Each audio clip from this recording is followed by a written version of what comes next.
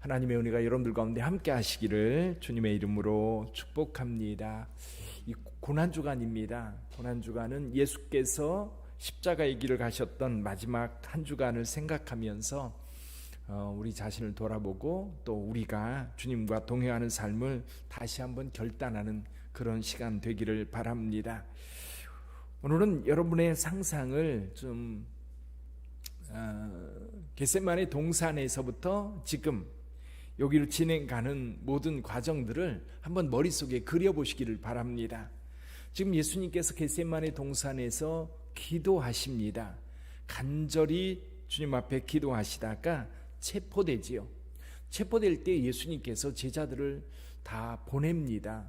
그러니까 체포하러 온 사람들에게 너희가 나를 원하면 내 제자들, 나와 함께 있던 자들을 가게 하라.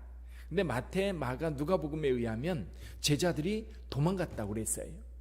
어둠 속으로 예수께서 체포될 때 다 숨어 사라져 버립니다. 그리고 예수님은 결박당하여 이제 가야바의 집으로 데려옴을 당합니다. 그리고 그 안에서 지금 대제사장 가야바, 안나스, 또 여러 공회 의원들이 예수님을 신문합니다. 그런데 이 장면에 두 제자가 따라가요. 두 제자가. 한 제자는 사도 요한입니다. 그래서 사도 요한은 지금 대제사장 집안 사람들과 잘 아는 사람들이었을 것으로 보여요. 왜냐하면 베드로를 이 사도 요한이 소개합니다. 그래서 이 베드로를 데리고 안으로 들어가게 되는 거예요.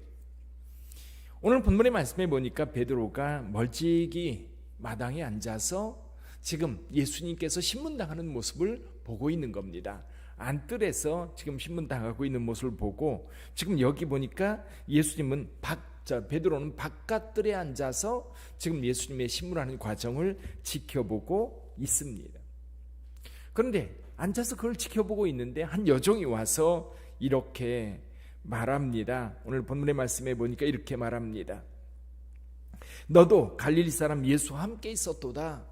너도 갈릴리 사람 예수와 함께 있었도다 라고 물으니까 베드로가 이렇게 대답합니다. 70절 같이 읽어보지요. 같이 읽어봅니다. 베드로가 모든 사람 앞에서 부인하여 이르되 나는 내가 무슨 말을 하는지 알지 못하겠노라 하며, 여기 보면 이렇게 되어 있어요. 베드로가 모든 사람 앞에서 혼자 중얼거린 게 아니라는 겁니다. 거기 모인 모든 사람들 앞에서 나는 그를 모른다라고, 그리고 내가 무슨 말을 하는지 내가 알지 못하겠다라고 부인하면서 일어나서 자리를 피합니다. 많은 군중들이 모여있는 그 상황 속에서 이 베드로의 행동을 한번 생각해 보세요. 일어나서 다른 곳으로 나가는데 어느 쪽으로 가느냐면 대문 쪽으로 갑니다. 여기 보니까 앞문까지 나가니 다른 여종이 그를 보고 거기 있는 사람들에게 말하되 이 사람은 나사렛 예수와 함께 있었도다. 이번에는 이 여종이 베드로에게 직접 묻는 게 아니라 주변 사람들에게 말하는 거예요. 주변 사람들에게 말하는데 베드로의 귀에 그 말이 그대로 꽂혀들었어요. 그러니까 다시 말합니다. 베드로가 맹세하고 또 부인하여 이르되 나는 그 사람을 알지 못하노라. 그 사람이 누굽니까? 예수님이지요. 모른다는 거예요. 조금 후에 곁에 섰던 사람들이 나와 베드로에게 이르되 너도 진실로 그 도당이라. 내 말소리가 그것을 표명한다. 여기 보면요, 한 사람이 아닙니다. 여러 사람들. 조금 후에 곁에 섰던 사람들이 나와. 그렇죠? 사람들이 나와.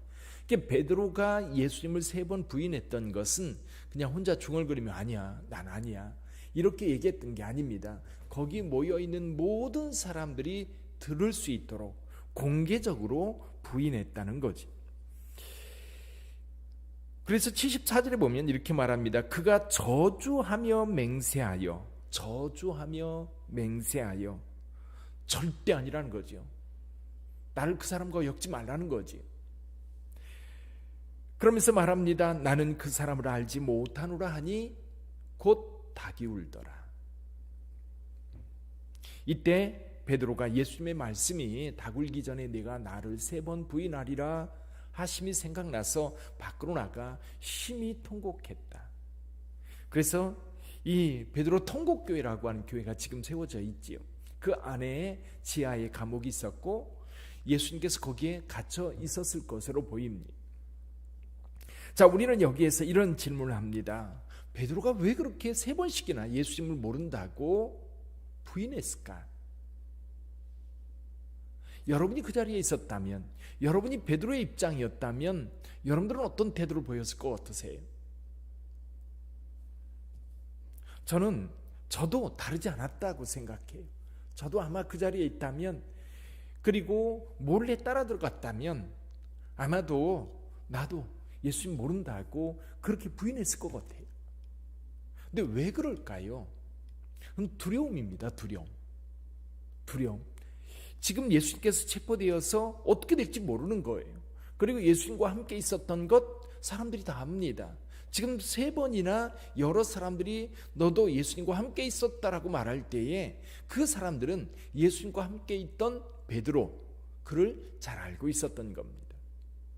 그러니까 예수님께서 오늘 이 시간 이전에 예수님과 함께 할 때는 예수님과 함께 하는 것이 그렇게 자랑스럽고 예수님과 함께 하는 것이 그렇게 기분 좋았고 흥분되었고 신났었어요.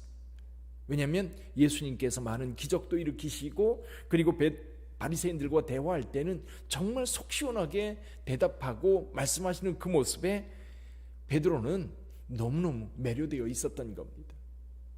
근데 왜 이 자리에 와서는 예수님을 모른다고 이렇게 부인을 합니까? 죽음에 대한 두려움, 또 자기도 체포되어서 어떤 고난을 당할지 모른다고 하는 이런 두려움과 불안이 베드로로 하여금 예수님을 부인하게 했던 겁니다. 여기에는요 또 다른 측면이 있지요. 그게 뭐냐면 믿음이 없기 때문입니다. 믿음, 예수님에 대한 믿음, 지금 그 두려움이 믿음을 삼켜버린 거예요.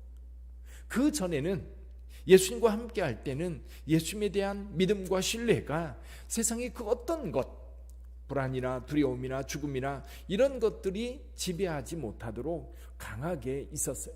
근데 일단은 예수님이 체포되었고 신문당하고 있고 그리고 예수님께서 어떻게 될지 모르는 그런 상황 속에서는 이 믿음이요 두려움에 묻혀버리고 만 거예요.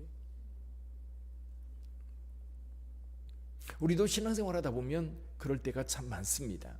예수님은 십자가를 지고 가시는데 두려움과 불안과 고통, 사실 그 십자가를 통해서 이룰 하나님의 사명이 있기 때문에 두렵지만 불안하지만 갑니다. 근데 베드로는 지금 이 믿음이라든지 사랑이라든지 여러 가지 예수님을 따라야만 하는 그 이유들을 다 두려움 속에 묻어버리고 불안한 가운데 있기 때문에 예수님을 부정하는 것. 근데 요즘에도 그런 경우가 많지요. 내게 어떤 손해가 된다고 생각하면 뒤로 물러서 버립니다. 말해야 될 때 말하지 않습니다. 또 세상 사람들이 우리를 요즘에야 저와 여러분들을 체포해서 사형을 시키겠습니까? 아니면 예수 믿는다고 감옥에 보냈겠습니까? 아니면 채찍질 하겠습니까? 그럼에도 불구하고 우리가 자신이 없거든요. 당당하지 못하거든요.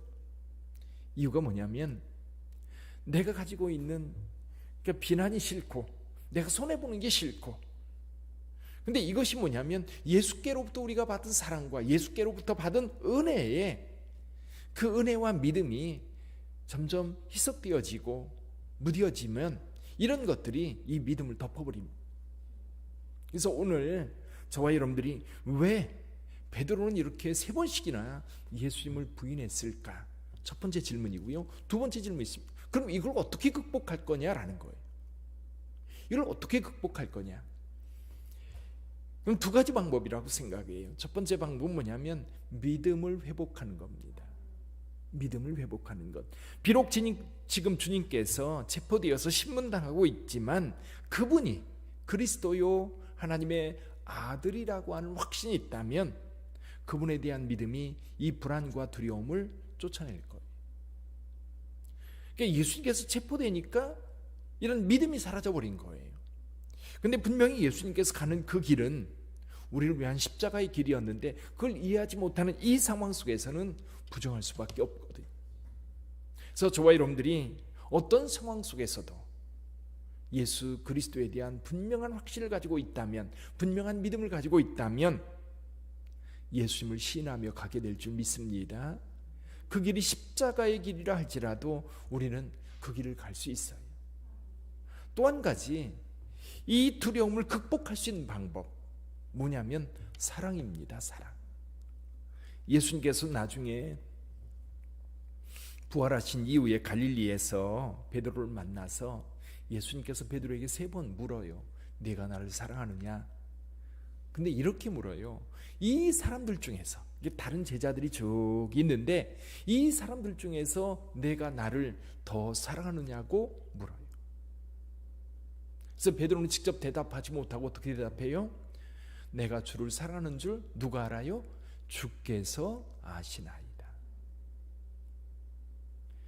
첫 번째, 두 번째, 세 번째를 통해서 이 베드로의 마음속에 예수 그리스도를 향한 그 사랑을 회복시켜줘요.